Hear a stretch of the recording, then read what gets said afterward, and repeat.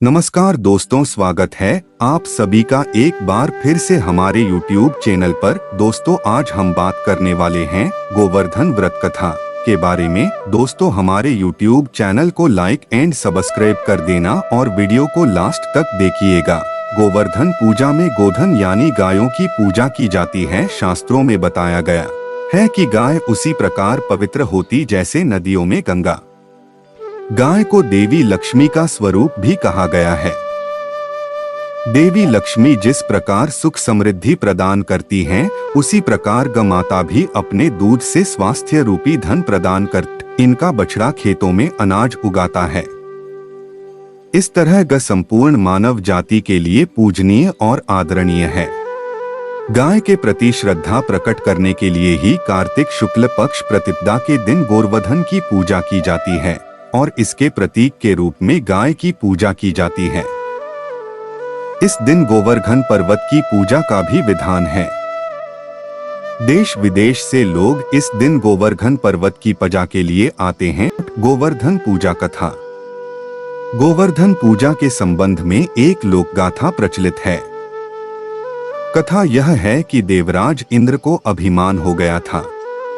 इंद्र का अभिमान चूर करने हेतु भगवान श्री कृष्ण, जो स्वयं लीलाधारी श्री हरि विष्णु के अवतार हैं, ने एक लीला रची। प्रभु की इस लीला में यूं हुआ कि एक दिन उन्होंने देखा कि सभी ब्रिजवासी उत्तम पकवान बना रहे हैं और किसी पूजा की तैयारी में जुटे। श्री कृष्ण ने बड़े भोलेपन से मैया यशोदा से प्रश्न किया, मैया, ये आप लोग किनकी पूजा की तैयारी कर रहे हैं? कृष्ण की बातें सुनकर मैया बोली, लल्ला, हम देवराज इंद्र की पूजा के लिए अन्नकूट की तैयारी कर रहे हैं। मैया के ऐसा कहने पर श्री कृष्ण बोले, मैया, हम इंद्र की पूजा क्यों करते हैं? मैया ने कहा, वह वर्षा करते हैं जिससे अन्न की पैदावार होती है, उनसे हमारी गायों को चारा मिलता है। भगवान श्री कृष्ण बोले, हमें तो गोवर्धन पर्वत की पूजा करनी चाहिए क्योंकि हमारी गायें वहीं चरती हैं। इस दृष्टि से गोवर्धन पर्वत ही पूजनीय है और इंद्र तो कभी दर्शन भी नहीं देते, वह पूजा न करने पर क्रोधित भी होते हैं। ऐसे अहंकारी की पूजा नहीं करनी चाहिए। लीलाधारी की लीला और माया से सभी ने इंद्र के बदले गोवर्धन पर्वत की पूजा की। देवराज इंद्र ने इसे अपना अपमान समझा और मूसलाधार वर्षा शुरू कर दी। प्रलय के समान वर्षा देखकर सभी ब्रिजवासी भगवान कृष्ण को कोसने लगे कि सब इनका कहाँ मानने से हुआ है। तब मुरलीधर ने मुरली कमर में डाली और अपनी कनिष्ठा उंगली पर पूरा गोवर्धन पर्वत उठा लिया और सभी ब्रिजवासियों को उसमें अपने गाय और बछड़े समेत शरण लेने के लिए बुलाया।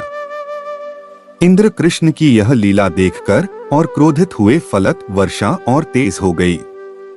इंद्र का मान मर्दन के लिए तब श्री कृष्ण ने सुदर्शन चक्र से कहा कि आप पर्वत के पर रहकर वर्षा की गति को नियंत्रित करें, और शेषनाग से कहा, आप मेढ़ बनाकर पानी को पर्वत की ओर आने से रोकें। इंद्र लगातार 7 दिन तक मूसलाधार वर्षा करते रहे। तब उन्हें एहसास हुआ कि उनका मुकाबला करने वाला कोई आम मनुष्य नहीं हो सकता।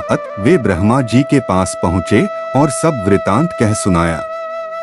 ब्रह्मा जी ने इंद्र से कहा कि आप जिस कृष्ण की बात कर रहे हैं वह भगवान विष्णु के साक्षात अंश हैं और पूर्ण पुरुषोत्तम नारायण हैं। माँ जी के मुख से यह सुनकर इंद्र अत्यंत लज्जित हुए और श्री कृष्ण से कहा कि प्रभु, मैं आपको पहचान न सका, इसलिए अहंकारवश भूल कर बैठा।